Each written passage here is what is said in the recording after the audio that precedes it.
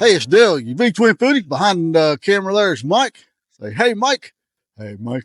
Hey, Mike. And I am at Egypt Ramseytown Fire Department up here in Yancey County. And with me is Ivan Barnes. I'm a volunteer firefighter with the Egypt Ramseytown Volunteer Fire Department. I just recently got involved with the board of directors at B-Log Community and Relief Center. Kind of an ordinary guy, if I'm honest. I've got a wife, 2 boys, also my in-laws. So we live in a 3-generational household out here. I moved here a couple years ago from Dallas, Texas area.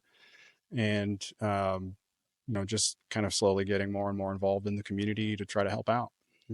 And with that, because there's 2 sides of the story while we're here.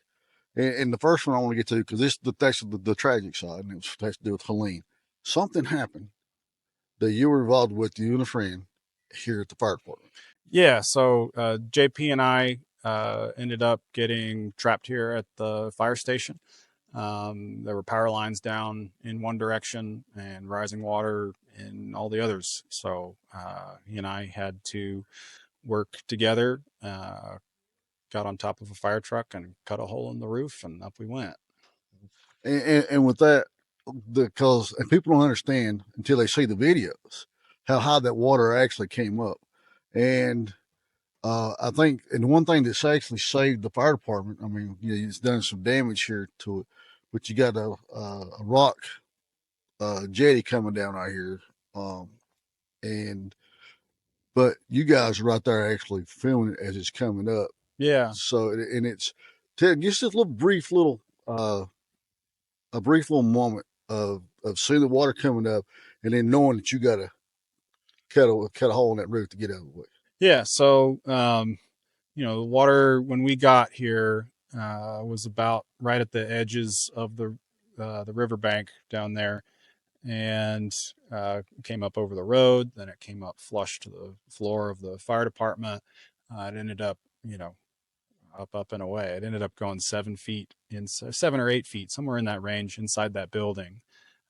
So, we went from standing there watching the water, thinking, we're going to sit this storm out, and, when the water goes back down, we'll get out of here. But it came up so high and fast. It came up high and fast, and it was pretty scary, but it was also, it was a really good teamwork situation. We worked through all of our problems together and figured out how to get it done without getting hurt. That was a big concern for us. Was we could tell at some point, like, you do not want to get hurt right now. So we spent a lot of time staying safe, talking through problems, and honestly just kind of joking around and being disaster buddies. Now, the apparatuses that are in there now are not yours. Were actually destroyed with the flood, right? Were flood damage. Yes. Yeah. So everything that you have in there now, it was given to you guys. Yes, it was donated by departments around the country, actually. So you still are operational now? Yeah, we're operational. We use the building. We put up some temporary plywood so that we had at least an air seal, as close to an air seal as we could get in a hurry, because we had a harsh winter. It was a very harsh winter out here. So, you can't let fire trucks freeze. They got water in them, so it'll bust up pumps and lines and all that stuff. So, yeah, we're still using the building, but yeah, we got plans to build 2 stations to replace the 2 that we lost. So that's coming too. Where are we at right now? So this is B-Log Elementary School, hopefully the future site of the B-Log Community and Relief Center. We're trying to take this building, raise funds in order to buy it, and then hopefully turn it into a long-term resource for the community. Okay. Well, now this was built, 1936? 1936. As the old high school? Yeah, it's high school. It was a school for the community. It turned into an elementary school. And it was a hub for a long time out here because we are remote, we're pretty far out into the mountains. So it's been a community gathering space for a long time. Somebody bought it a few years ago to turn it into something else, kind of a business idea that they had. And so, hopefully we can raise some money and purchase it back and turn it into what we need. Oh, cool. Yeah. And I see it comes with the B-Log Community Center cat as well. Yeah. So it used to be the B-Log Bears. So that's Bear. And he lives on site and takes care of all of our rodent issues. He's very successful. Security and rodent control. He does a great job, actually. He's one of the best employees out here. And he works for food, right? Yeah. That's it. Well, let's step inside and see Yeah, go what take your a look. plans are for this. Yeah, so this building um, has been kind of disassembled on the inside. It's got a lot of the walls have been taken out, ceilings out, floors out. So it's got a lot of work, but you can kind of see what we're doing with it right now. So we've got two connections actually that are helping bring fresh produce in for us.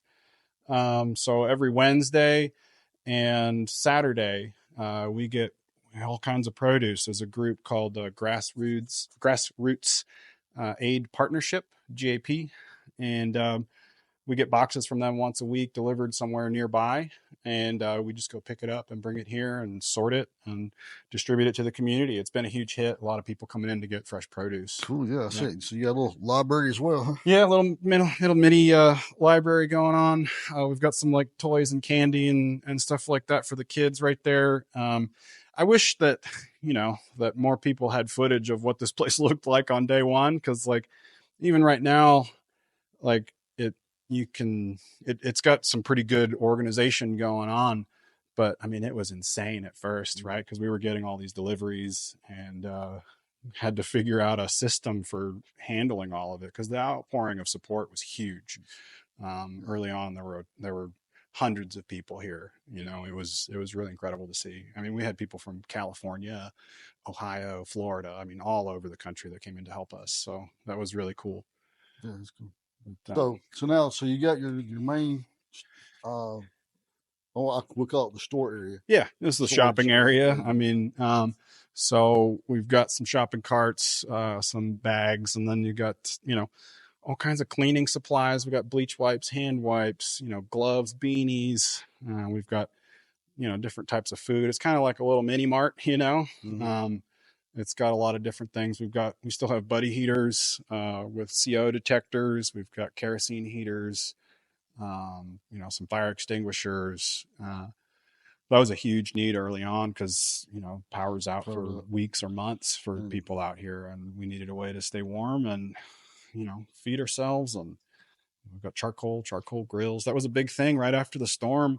Actually, was we all had this food in our freezers that was going bad, right? So there were big community barbecues. I mean, people coming to our house, going to our neighbor's house, and I'll bring the charcoal and whatever we got in the fridge. We got burgers and hot dogs and frozen fish. I mean, all kinds of stuff that we ate it all up.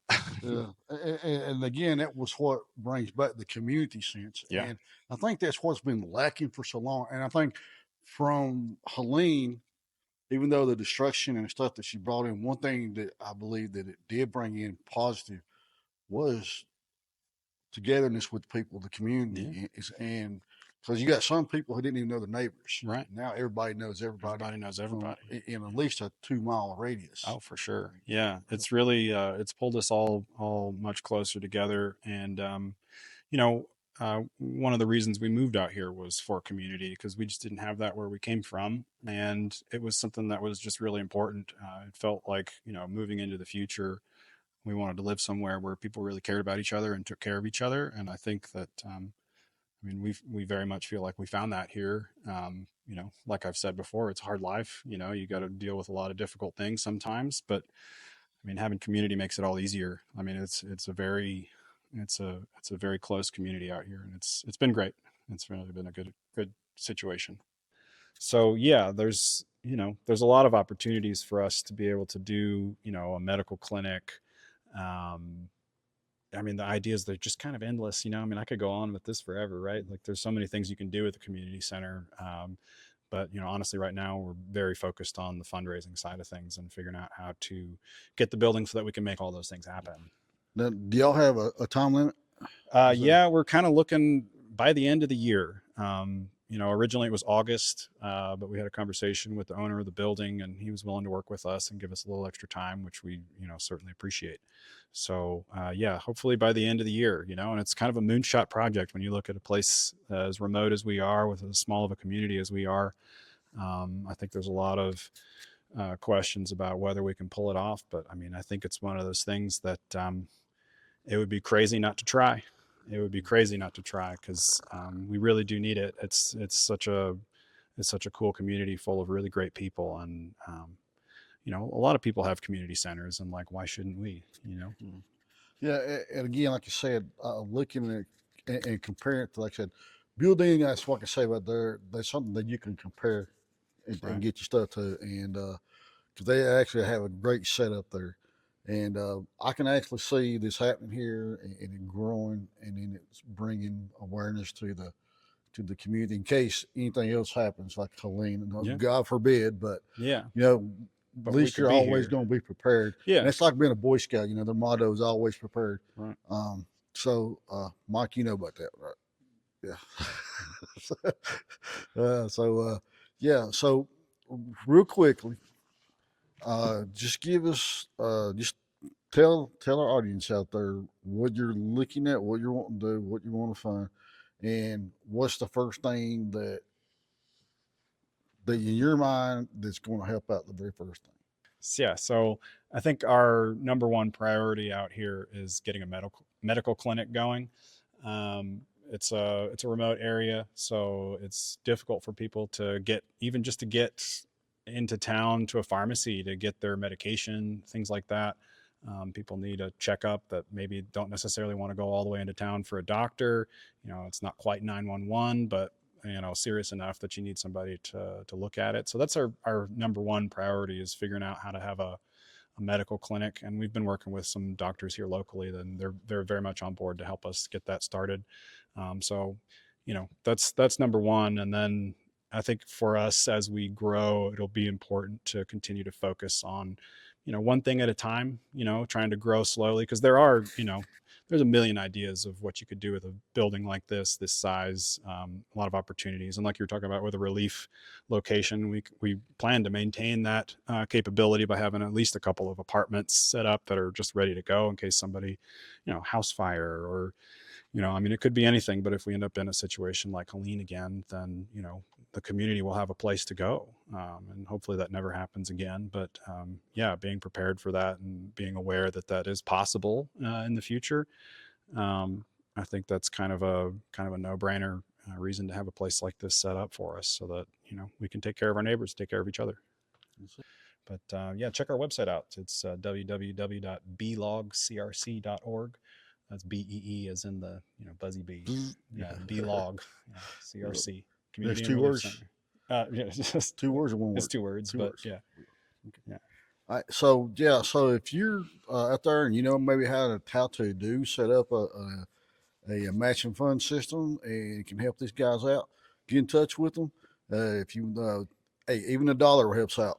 Yeah. All right. Before we go, you want to say anything? Okay. Is that good? Is that all you need to say? Oh. Okay.